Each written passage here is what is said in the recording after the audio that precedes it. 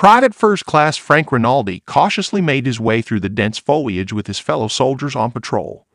They had been in the jungles of Burma for months, honing their skills in jungle warfare.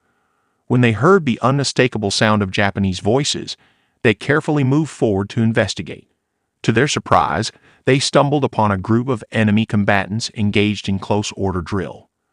The soldiers, part of an elite unit known as Merrill's Marauders, had become adept at sneaking up on the enemy without being detected. As they approached, Farino, the machine gunner from Chicago, signaled and whispered, "They're mine." The silence was abruptly shattered by the crack of 30 caliber rounds as Farino opened fire. After the battle, Rinaldi and his comrades counted 80 Japanese bodies. The context of their mission was steeped in the broader struggle for Burma.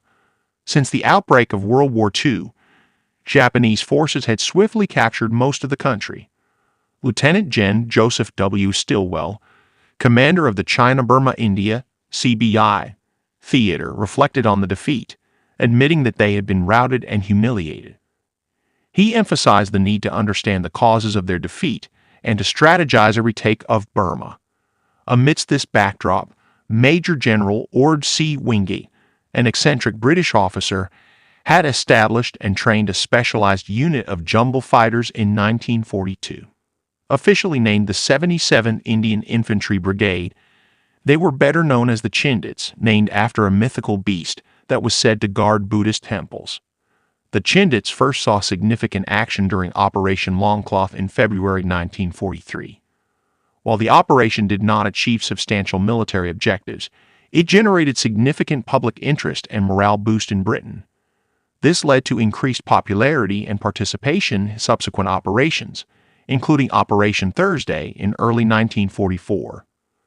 Captivated by the impressive reputation of the Chindits, President Franklin Delano Roosevelt ordered the formation of a similar American unit to fight in the China-Burma India CBI Theater. This new unit would be the first and only U.S. ground force in World War II to engage directly on the Asian mainland. A call for volunteers went out, seeking soldiers willing to undertake a dangerous and hazardous mission. Approximately 3,000 soldiers from various Army units responded to President Roosevelt's request, leading to the creation of the 5,307 Composite Unit, Provisional, which was codenamed Galahad.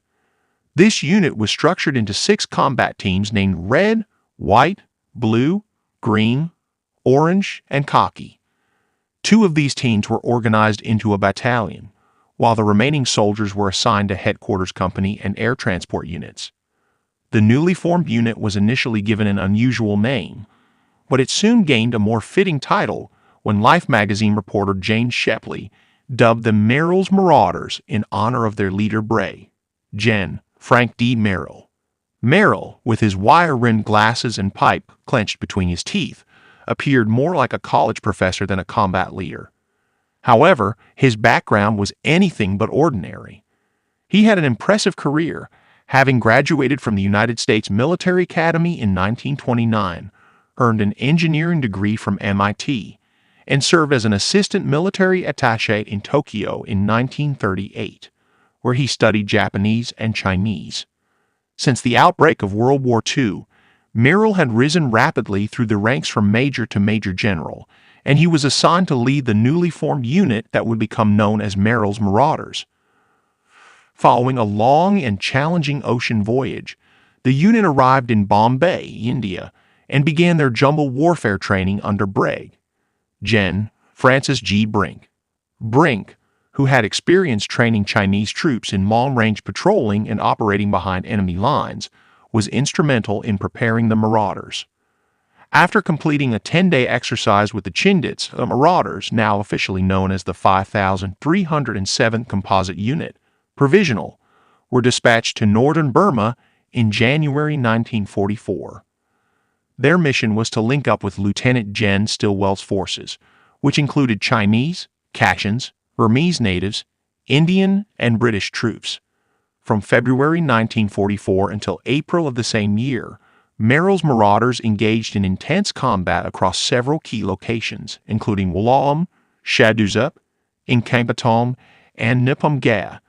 They participated in over 30 minor engagements and inflicted significant casualties on the elite 18th Japanese Division, establishing a formidable record in a short span. Notably, after their successful campaign at Unyielding, where they pushed the enemy from their positions and caused over 800 Japanese casualties, Reg. Gen. Merrill remarked, "Between us and the Chinese, we forced the Japanese to withdraw farther in the last 3 days than they have in the last 3 months of fighting." Despite their success, the harsh conditions of jungle warfare had severely impacted the Marauders. Over the course of their campaign, they had marched an extraordinary 750 miles through some of the most challenging terrain encountered in any theater of operations. The combined effects of disease and battle casualties had drastically diminished the unit's combat effectiveness. Of the nearly 3,000 original members, only about 1,400 remain, with many in dire condition, suffering from severe dysentery. Some soldiers had to slit the seats of their trousers to continue moving. Due to the lack of reinforcements, Lieutenant Gen Stillwell augmented the Marauders with additional Kachin and Chinese troops, increasing their total strength to 7,000. Stillwell, determined to press on, assigned them a new mission, Operation End Run, which aimed to capture the airstrip at Myitkyina. For the Myitkyina operation, a complete reorganization of Merrill's Marauders was undertaken. The 2nd Battalion, having sustained significant casualties at Nippon Go, was particularly depleted. It was reorganized into N Force, commanded by Lieutenant Colonel George A. McGee, Jr., and was reinforced with 300 Kachin guerrillas to bolster its numbers. Colonel Charles N. Hunter took command of the 1st Battalion, which was augmented with the Chinese 150th Regiment from the 50th Division and several 75mm pack howitzers, forming what was designated as H Force. Finally, the 3rd Battalion and the Chinese 88th Regiment from the 30th Division were consolidated into K Force, led by Colonel Henry L. Kinnison, Jr., and were provided with additional artillery from the Marauders for the forthcoming campaign. Despite suffering a heart attack after Galahad's 2nd operation, Merrill had recovered enough to rejoin the Marauders. In late April, Lieutenant Gen Stillwell visited Merrill at his headquarters in Nalam to discuss the upcoming operation. The plan involved H and K forces traveling north to Takri, then making a sharp turn east to cross the Kumon Mountains and reach Riptong. From there, they would move south to Myitkyina, while M Force would operate parallel to them, securing the flanks to prevent enemy troops from moving north to attack H and K forces. On April 28, K Force embarked on the challenging trek through the Tenai Valley and over the Kumon Range. A few days later, H Force began its march. The route, approximately 65 miles, included some of the harshest terrain encountered by the Marauders, including trails that had not been used in a decade. A team of Kachins and 30 laborers, led by Captain William A. Laffin and 2nd Lieutenant Paul Dunlop, was tasked with clearing the dense underbrush ahead of the main force. The situation was further exacerbated by torrential monsoon rains. Rain fell daily, and the oppressive tropical humidity made conditions nearly unbearable. The soldiers were forced to carry supplies up steep cliffs themselves, as pack mules risked slipping and falling. Despite these precautions, Hockey Team alone lost 15 mules, some falling hundreds of feet to their deaths. The harsh elements took a severe toll on the Marauders as they painstakingly made their way toward their objective. Former member Charlton O'Byrne, Jr. described the ordeal in his book The Marauders*. "We were scarcely ever dry. When the rain stopped and the sun came out, evaporation would begin. The land steamed. The combination of heat and moisture was smothering. You had to fight through it. For those most weakened by disease, it was too much. For the first time you began to pass men fallen out beside the trail, men who were not just complying with the demands of dysentery. We were used to that, but were sitting bent over their weapons, waiting for enough strength to return to take them another mile. On May 6, the advance elements of K Force reached Riptong, where a significant Japanese garrison was known to be stationed. Colonel Henry L. Kinnison, Jr. decided to employ an enveloping maneuver. He'd assigned 1st Lieutenant Logan Weston and his platoon to clear a path through the dense jungle on the southern side of the village, establishing a blocking position. Meanwhile, Khaki and Orange teams executed a wide-arc maneuver to the south to further cut off any potential Japanese escape routes. As Orange team arrived shortly after Khaki, they set up their 60mm and 81mm mortars to support the Chinese infantry tasked with seizing the village. The Marauders soon came under harassment from Japanese snipers, who targeted their positions with rifle fire. The violence resulted in the serious wounding of Private Charles A. Page, who succumbed to his injuries 4 days later. Private Anthony Colombo, reflecting on the tragic loss, said, "We knew that he was going to die. I was 19 years old and he was 18, and from what I understand it was his birthday. I just sat and held his hand as he lay there." On May 7, the air was filled with the sounds of Chinese bugles from the 88th Regiment, signaling the approach of 2 companies preparing to assault Ripton. As the Chinese forces moved toward the village, they faced heavy resistance from the Japanese, who unleashed a barrage of mortars and automatic weapons fire, resulting in extensive casualties among the attackers. The Marauders provided crucial support with their machine guns and mortars but had to carefully avoid hitting the advancing Chinese infantry with their own fire. Additionally, Japanese defenders launched a counter-assault on the Marauders' roadblock in a desperate attempt to breach the perimeter and escape, but the Marauders successfully repelled the attackers.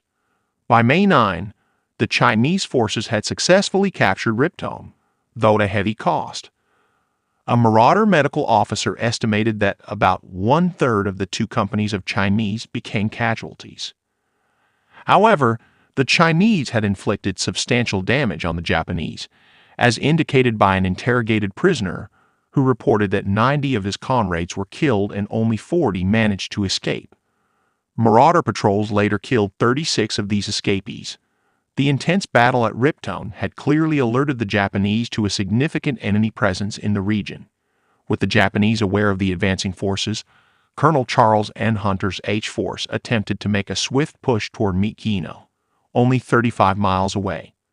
To safeguard Hunter's flank, K Force was dispatched to the village of Tinkrukong, where they were to assist Khakkins and Gurkhas already engaged in a fierce battle. By the morning of May 12, the lead elements of K Force reached the outskirts of Tinkrukong.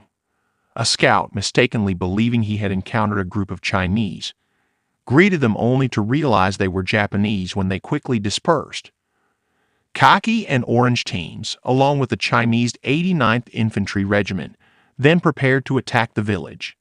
As the infantry pressed forward, they came under heavy machine gun fire, resulting in several injuries and narrowly missing the cameraman accompanying them.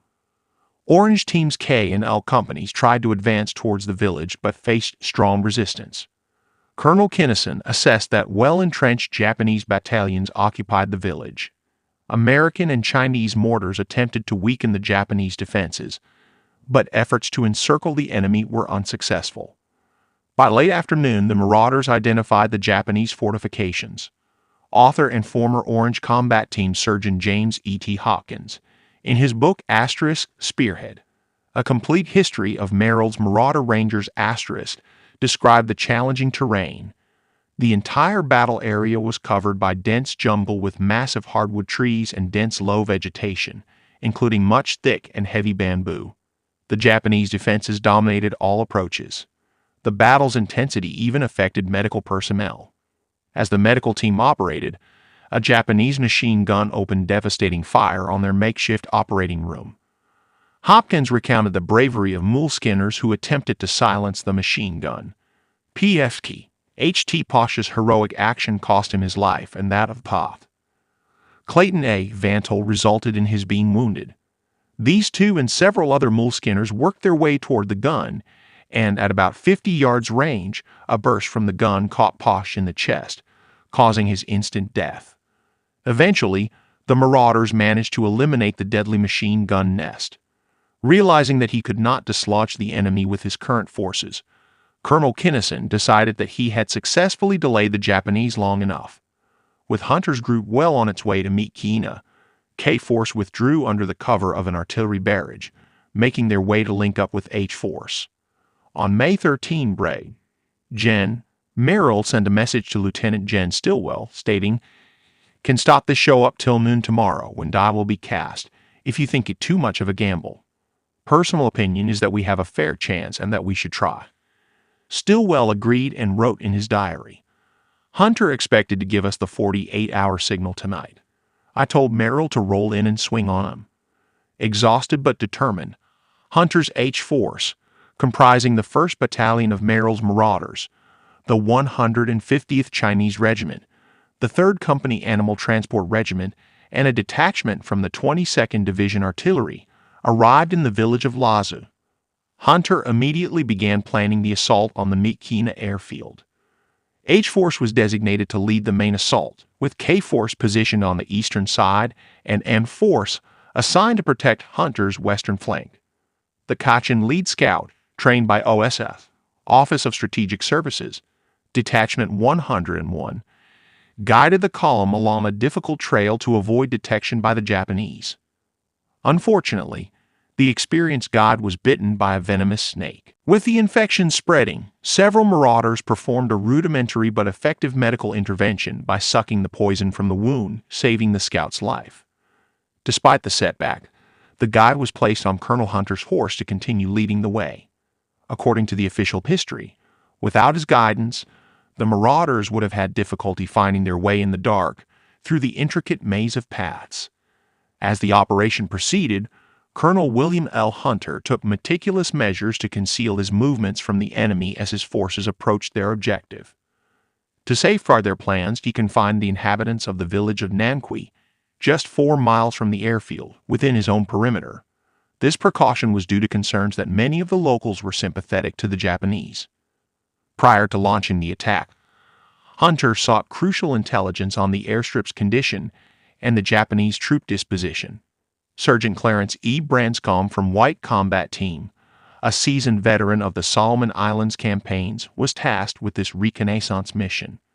Leading a 6-man patrol, Branscombe took a radio and set out, but not before they enjoyed a bottle of Canadian Club whiskey given to them by Colonel Hunter. Upon reaching the airstrip, they observed that the Japanese repair crews were leaving, as the Japanese typically worked on the field until midnight before retreating to their bunkers to avoid air attacks.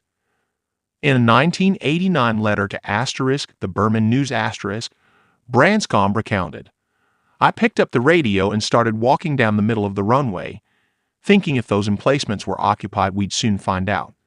He then used the radio, which could only receive signals, to inform headquarters that the airstrip was clear for the incoming gliders carrying Chinese troops for the assault." On May 17, Colonel William L. Osborne was scheduled to begin the operation at 10 a.m. with the 1st Battalion of the Marauders and Chinese forces in Tao. Upon arriving at the southwest end of the airstrip, he was to leave the 150th Regiment to seize the field at a prearranged signal, while he and his battalion would proceed to Pimati to capture a ferry launch on the Irrawaddy River. Within an hour, the Marauders successfully secured Pimati and the nearby ferry. Red Combat Team stayed at the ferry while White Combat Team returned to the airfield to capture Zigyan, the primary ferry terminal for Myitkyina. Following a red flare signal, the Chinese advanced on the airstrip, quickly overcoming the Japanese defenders. The surprise attack, signaled by Chinese bugles, allowed the Allies to swiftly take control of the airfield.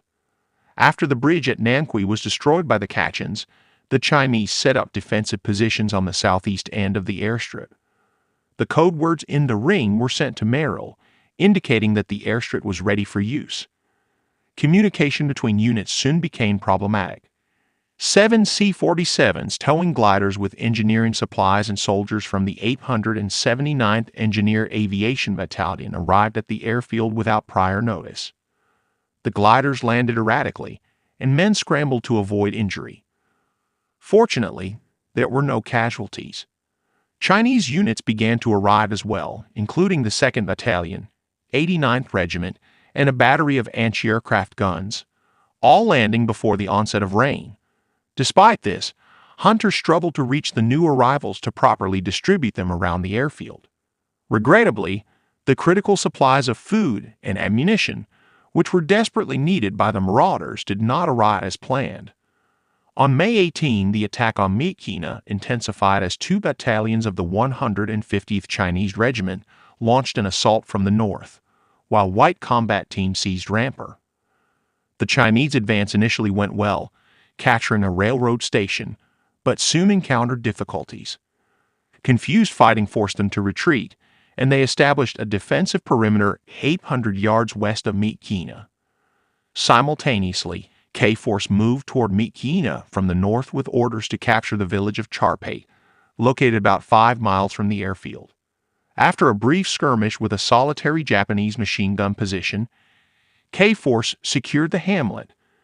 However, the health of the K-Force troops was deteriorating rapidly. Dr. James E. Hopkins, in his book Spearhead *, noted a new set of ailments. Numerous men were complaining of severe headaches that persisted in spite of aspirin. The men also had skin rashes and swollen glands in their groins. We suspected that we were now seeing early cases of scrub typhus, the frequently fatal disease about which we had been warned when we were halfway across the mountain range. Despite these health challenges, the Marauders continued to patrol the area and maintain a vigilant watch against any Japanese reinforcements. Merrill and Hunter strategically positioned their forces to block any attempts by the enemy to bolster their garrison at Myitkyina. The 3rd Marauder Battalion covered the north and northwest, while the 88th and 89th Chinese regiments established a perimeter from Charpate southwest to the railroad. The 2nd Marauder Battalion held lines between the railroad and Nanqui to the south, and the 1st Marauder Battalion, along with the 150th Chinese Regiment, defended the airfield and the western side of the city.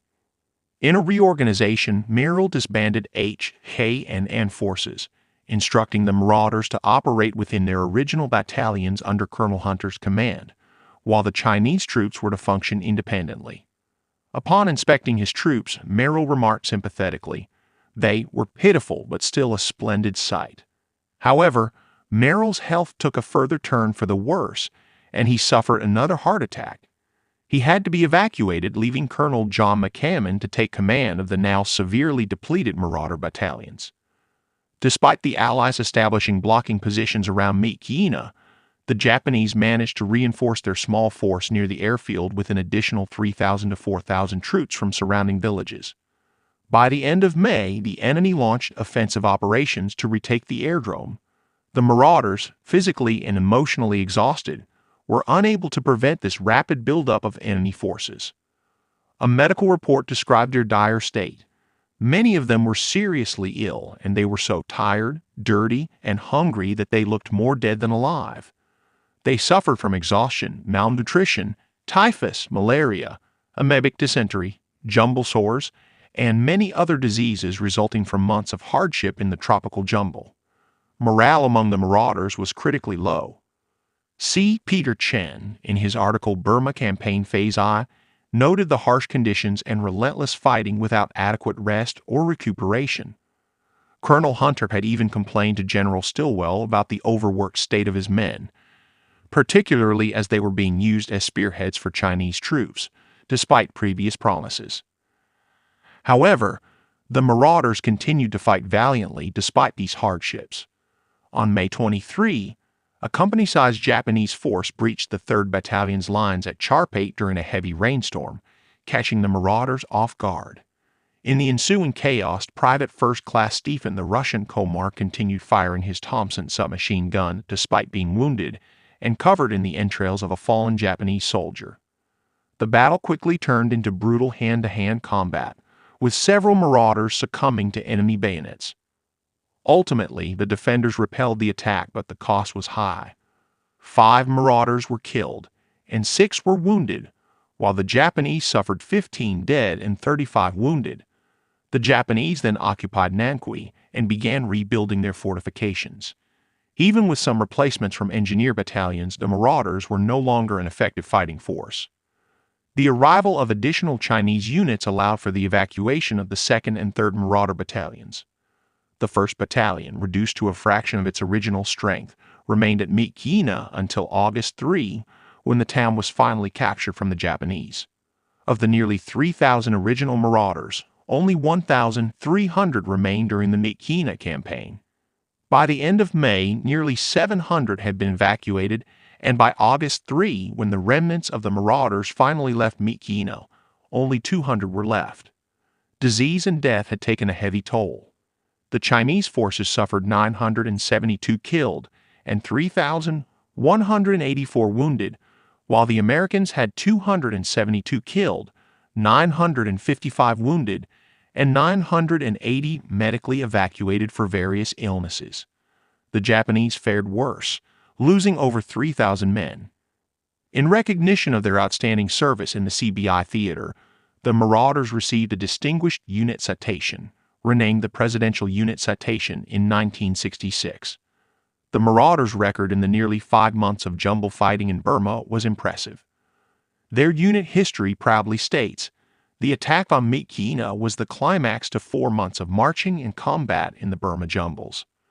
No other American force except the 1st Marine Division, which took and held Guadalcanal for 4 months, has had as much uninterrupted jumble fighting service as Merrill's Marauders.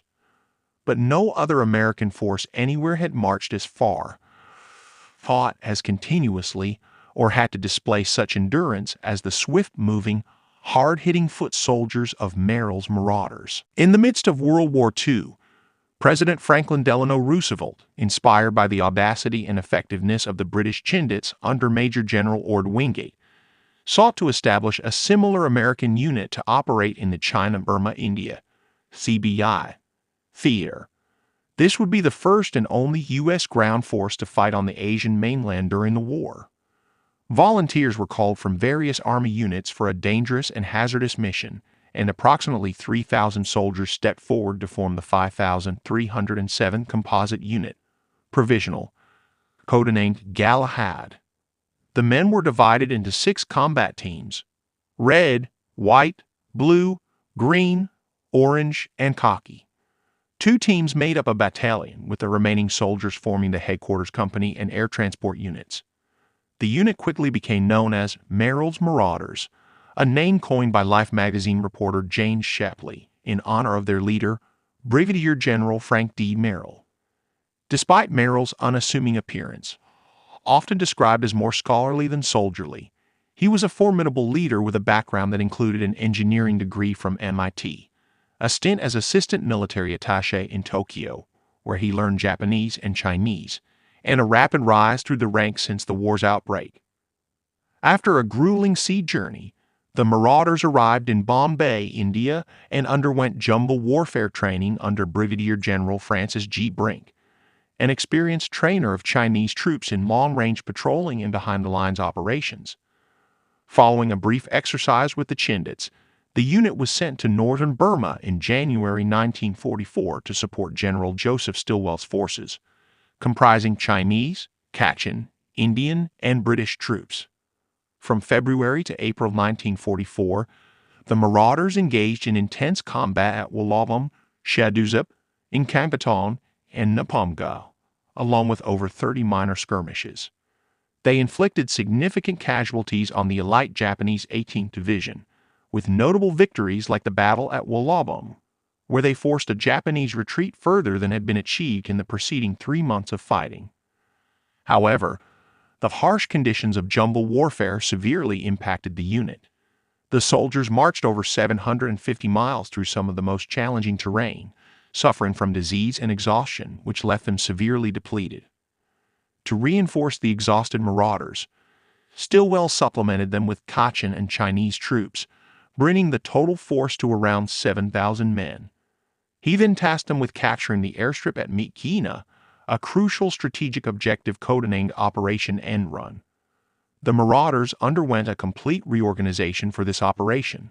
The 2nd Battalion, bolstered by 300 Kachin guerrillas, became N Force under Lieutenant Colonel George A. McGee. Junior Colonel Charles N. Hunter led the 1st Battalion, renamed H Force with the addition of the Chinese 150th Regiment and several 75mm pack howitzers. Colonel Henry L. Kinnison, Jr. commanded the 3rd Battalion, now K Force, with the Chinese 88th Regiment and the unit's artillery. The journey to Myitkyina was arduous, with the forces traversing the Kumon Mountains and enduring torrential monsoon rains that turned the trail into a treacherous path. The men struggled with heat, humidity, and debilitating diseases, and the Marauders had to navigate dense jungle and steep cliffs, often having to carry their supplies themselves when pack animals couldn't traverse the terrain. Despite these challenges, the Marauders pressed on, motivated by the critical nature of their mission. Upon reaching Ripton on May 6, the Marauders encountered a Japanese garrison. Colonel Kinnison chose to envelop the enemy, with First Lieutenant Logan Weston's platoon establishing a blocking position in khaki and orange teams, cutting off potential escape routes. The subsequent assault saw fierce resistance, with the Marauders and their Chinese allies enduring casualties. However, they successfully captured the village by May 9, although the battle alerted the Japanese to a significant enemy presence. As K-Force moved toward Myitkyina, they encountered another entrenched Japanese force at Tingprukong. The battle was marked by intense fighting and difficult terrain, with the Marauders facing well-fortified enemy positions. Despite the heavy toll, including the loss of men to disease and combat, K-Force managed to pin down the Japanese, allowing H-Force to advance closer to Myitkyina. Colonel Hunter, taking every precaution to maintain the element of surprise, confined the villagers of Namqui to prevent them from alerting the Japanese. A reconnaissance patrol led by Sergeant Clarence E. Branscombe confirmed that the airfield was lightly defended at night, setting the stage for the assault. On May 17, the Marauders and their Chinese allies launched a surprise attack, swiftly capturing the airfield and surrounding areas. The capture of Myitkyina airfield marked a significant victory, but the Marauders were in dire straits. Out of nearly 3,000 original members, only about 1,300 remain, with hundreds more evacuated due to illness and injury. The Japanese quickly reinforced their positions, launching counterattacks to retake the airfield. The Marauders, suffering from exhaustion, malnutrition, and various diseases, struggled to hold their ground. Morale was low, exacerbated by broken promises and the harsh conditions of jungle warfare. Despite their dire situation, the Marauders fought on, demonstrating incredible bravery and resilience. On May 23, a Japanese force breached the 3rd Battalion's lines, leading to intense close-quarters combat. The Marauders repelled the attackers but suffered casualties, further depleting their ranks. As the battle for Myitkyina continued, the Marauders received some reinforcements, but the situation remained bleak. The Japanese occupied Namqui and fortified their positions. Despite the influx of Chinese troops, the Marauders were no longer an effective fighting force. The campaign culminated in the evacuation of the remaining 2nd and 3rd Battalions, with only the 1st Battalion staying until August 3, when Myitkyina was finally secured. The toll on the Marauders was immense. Out of nearly 3,000, only 1,300 were left during the Myitkyina campaign, with further evacuations reducing their number to 200 by the end. The Chinese suffered 972 killed and 3,184 wounded, while the Americans had 272 killed, 955 wounded, and 980 evacuated for medical reasons. The Japanese lost over 3,000 men. The Marauders' efforts were recognized with a Distinguished Unit Citation, later renamed the Presidential Unit Citation, honoring their extraordinary bravery and endurance in one of the most